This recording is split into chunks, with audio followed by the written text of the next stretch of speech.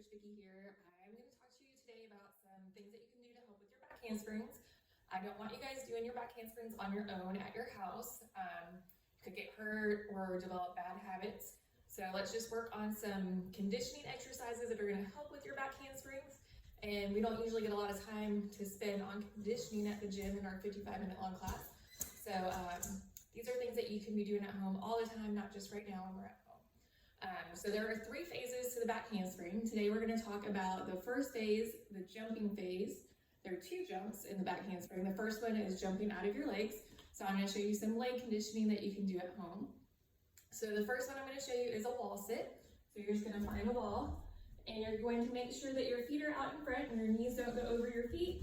And you're going to sit against the wall and you can hold it for as long as you can or hold it for 20 seconds. Okay. I like to add things to my wall sit, so I'm not going to just do a wall sit. I don't have any weights, so I'm using some laundry detergent as my weight. Make sure that the lid is screwed on tight. So you can do your wall sit with your arm swing up and down.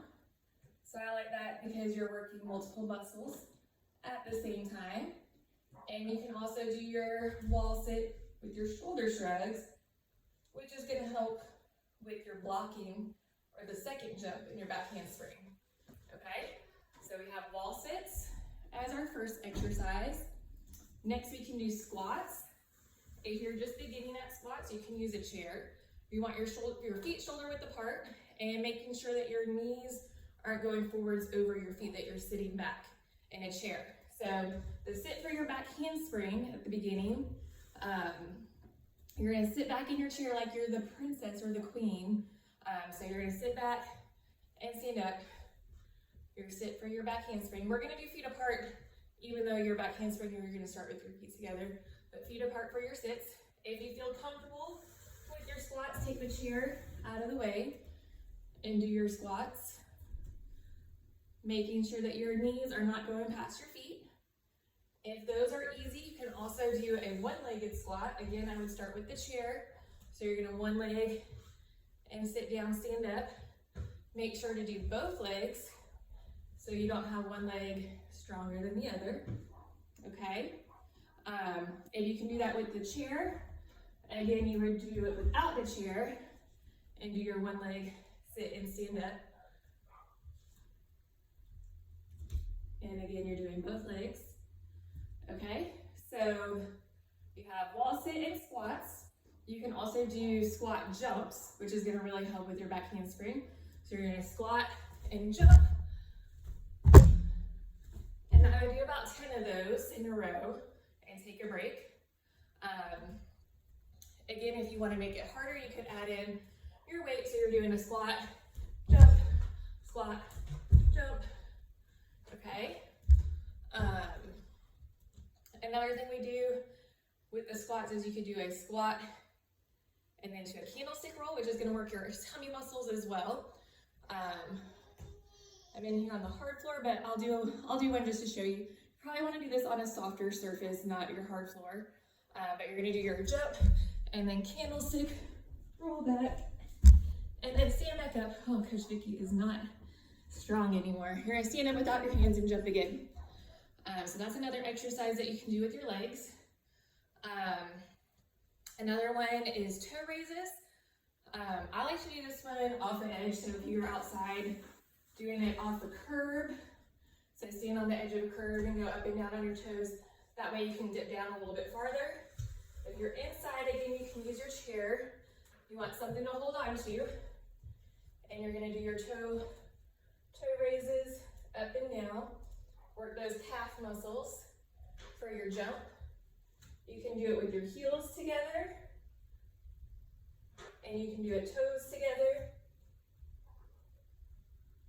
and you can do one-legged toe raises, making sure that you're doing both legs. Let's see, I have some notes in here to make sure I don't forget any of these that I have on here. So another one is going to be squat walking. So you want to go both directions. So you're going to squat down, step together, and then go back to the other side. And then you have lunge walking. You can stay in one spot or you can move across.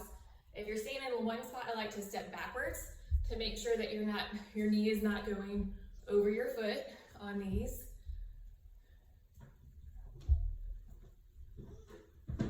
And then you can also do lunge jump. So same thing, step back and then jump and switch. Okay, make sure you do the same amount on both legs. Not sure if I did that. And that is everything I have for your legs for today. So that's gonna help with your jumping part of the back handspring, the sit and the jump at the beginning. So another thing you can do for the sit and the jump, along with your wall sit, start with your back off of the wall, and then you can do feet together for this one. And you're gonna sit and then push your hips out in front. So that's the jump as you're going back for your back handspring. That body position that you want to be in, okay? Hope everybody can see that okay. Let me get a different angle for you guys. All right, hopefully this will work. Sorry for my camera situation. Okay, so you're gonna sit and then you're pushing your hips out against the wall from the wall for your jump. So that's your nice tight body as you're jumping back for the back handspring. Okay, so work on those exercises for your back handspring. Please don't do your back handspring by yourself at home. Let's wait till we get back in the gym. Some of you might be a little sore and rusty since we haven't been in the gym in a while.